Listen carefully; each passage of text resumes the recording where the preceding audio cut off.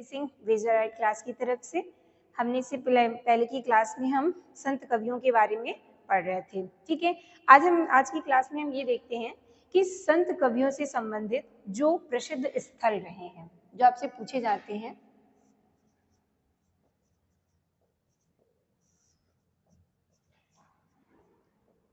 संत कवियों से संबंधित प्रसिद्ध स्थल, इसमें आपका पहले आता है संभराथल। ये सब स्थल आपसे पूछे जा चुके हैं, ये किस किस के लिए फेमस थे या किस कवि के साथ संबंधित थे। ठीक है, तो संभराथल जो है वो समाधि स्थल है। किसका? कवि जंभनाथ का। कवि जंभनाथ का।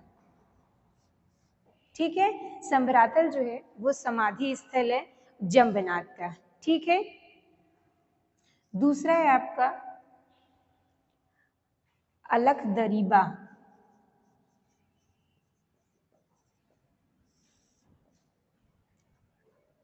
अलकदरीबा जो है वो सत्संग स्थल है।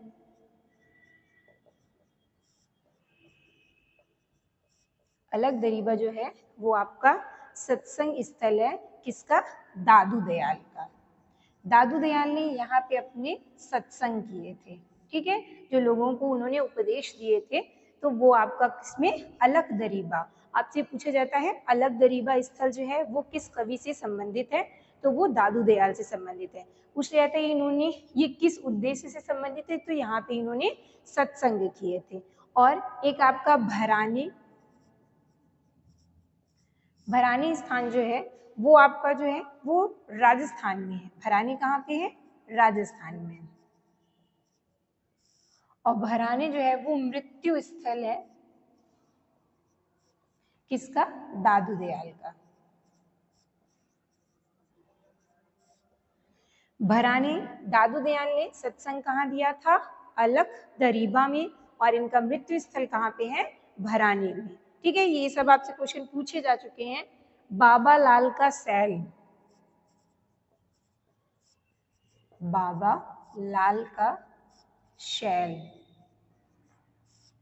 ये आपका कहाँ है? बड़ौदा में। बाबा लाल का शैल जो है वो कहाँ पर है? आपका बड़ौदा में है। और ये किससे संबंधित है? बाबा लाल से। ये स्थान संबंधित है बाबा लाल से। इसके अलावा मगहर। मगहर मृत्यु स्थल है। इससे पहले क्लास में हमने कबीर की पढ़ाया था, तो आपको बताया था कि कबीर ने जो लोगों के उस समय मानना था कि काशी में जाकर मोक्ष की प्राप्ति होती है और मगहर में जाकर के आप नरक में जाते हैं, तो इसी का खंडन करने के लिए कबीर जो है अपनी मृत्यु के समय कहाँ चले गए थे? मगहर चले गए थे। तो मगहर मृत्यु स्थल किसका है? कबीर का। ठीक, कबीरदास का मृत्यु स्थल क्या है? मगहर है।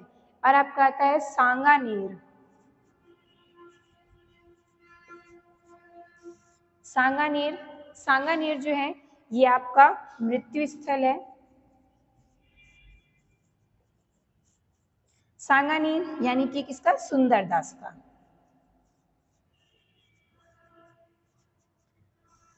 सांगानेर क्षेत्र किससे संबंधित है? सुंदरदास का। सुंदरदास की यहाँ पे मृत्यु हुई थी। द्वारिका। द्वारका, द्वारका भी मृत्यु स्थल है। किसका? मीराबाई का। ठीक है, पूछा जाता है आपसे कि मीराबाई की मृत्यु किस स्थान में हुई थी, या मीराबाई का जो अंतिम समय बीता था वो कहाँ बीता था? तो मीराबाई का अंतिम समय आपका द्वारिका में बीता था। ठीक है, और द्वारिका उनकी मृत्यु स्थल रहती है। ये आपके संत कवियों से संबंधित कुछ प्रमुख स्थल हैं जो आपके बार बार क्वेश्चन में पूछे गए हैं। संत काव्य के अंतर्गत कुछ संप्रदायों की स्थापना की गई थी।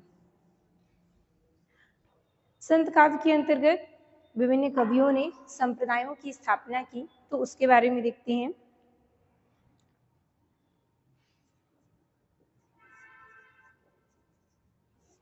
संत काव्य के संप्रदाय।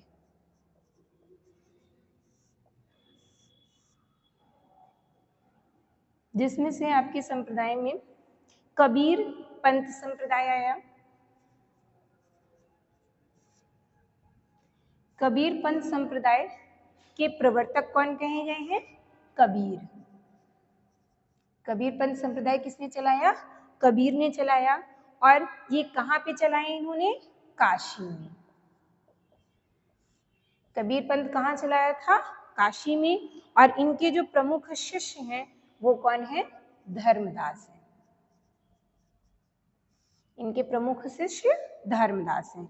दूसरा आपका आता है सिख संप्रदाय। ये आपके हो गए संप्रदाय, ये प्रवर्तक, ये आपका जहां पर संप्रदाय स्थापित किया गया, और ये उनके प्रमुख शिष्य। ठीक है, तो सिख संप्रदाय की स्थापना किसने की थी? गोरखनाथ ने, गुरु नानक देव ने। सिख संप्रदाय किसने की थी? गुरु नानक देव ने।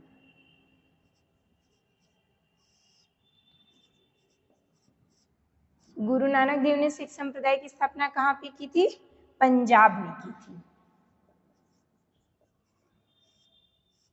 गुरु नानक देव के शिष्यों में आपके नाम आता है भाई लहना और मर्दाना। ठीक है, तो ये शिष्यों का नाम किसके आते हैं? गुरु नानक देव के शिष्यों के रूप में आते हैं। इसके बाद आपका आया उदासी संप्रदाय। उदासी संप्रदाय की स्थापना जो है वो किसने की थी? श्री चंद ने की है। उदासी संप्रदाय की स्थापना श्री चंद ने कहाँ की थी? लाहौर में। और श्री चंद के कुछ जो शिष्य थे उनके नाम हमें देखने में नहीं आते हैं कि इनके कौन कौन से शिष्य मुख्य रूप से रहे हैं, पर श्री चंद ने उदासी संप्रदाय की स्थापना की थी, और वो भी कहाँ की है? लाहौर में की है। इसके अलावा आपका आता है विष्णुई संप्रदाय। विष्णुई संप्रदाय के संस्थापक कौन थे? जंभनाथ थे। विष्णुई संप्रदाय जंभनाथ ने कहाँ पे? बीकानेर में। जंभनाथ ने विष्णुई संप्रदाय कहाँ पर स्थापित किया था? बीकानेर में। और इनके कुछ जो शिष्य रहे हैं वो है हावली पाऊजी,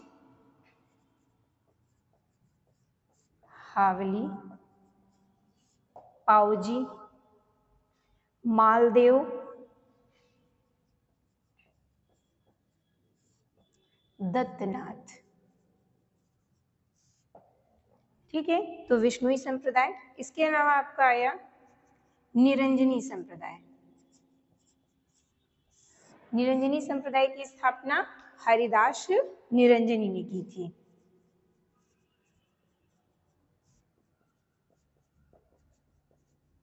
कहाँ पर की थी हरिदास निरंजनी ने? डीडवाना में की थी, जहाँ पे इनका जन्म हुआ था। डीडवाना आपका कहाँ है? राजस्थान में। ठीक है, हरिदास निरंजनी का जन्म डीडवाना में हुआ था, वहीं पे हुआ था। और इनके शिष्य परंपरा में आपके नारायण दास का नाम आता है।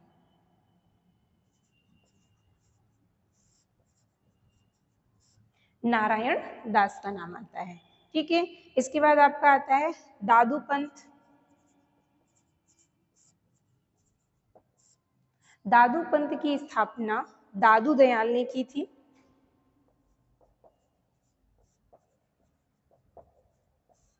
दादू दयाल ने कहाँ की थी? राजस्थान में की थी।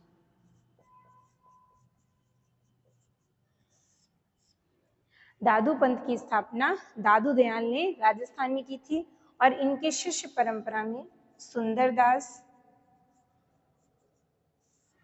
प्रागदास व रज्जब का नाम आता है। ठीक है, इनके गुरु थे सुंदरदास, रज्जब, प्रागदास। इन सब के गुरु कौन थे? दादू दयाल थे। नेक्स्ट पंथ आपका आया बाबा लाली संप्रदाय। बाबा लाली संप्रदाय, बाबा लाली संप्रदाय के प्रवर्तक हैं वो बाबा लाल थे। बाबा लाल थे। बाबा लाल ने कहाँ पे स्थापित किया? गुरुदासपुर में। गुरुदासपुर में इस संप्रदाय की स्थापना की थी। इनके शिष्यों के नाम में ज्यादा देखने को नहीं मिलते हैं। बाबा लाली संप्रदाय आपका आया था बावरी संप्रदाय। बावरी संप्रदाय, बावरी संप्रदाय के प्रवर्तक जो हैं वो बावरी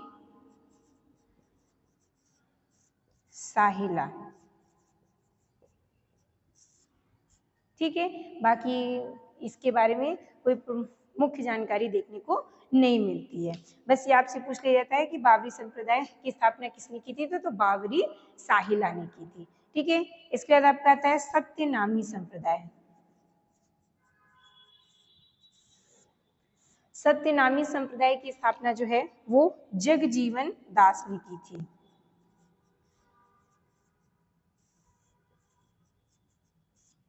जगजीवन दास ने की थी, कहाँ पे? नरलोन में। ठीक है, और जगजीवन दास के जो शिष्य के रूप में आते हैं वो आपके गोविंद साहब,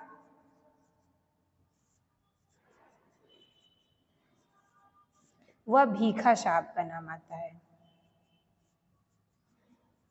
ठीक है, गोविंद साहब व भीखा साहब किसके शिष्य रहे हैं? जगजीवन दास के।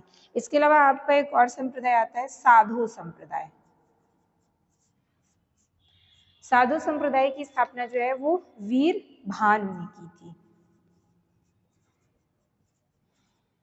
वीर भानु ने की थी, और कहाँ पे की थी? फर्रुखाबाद में की थी।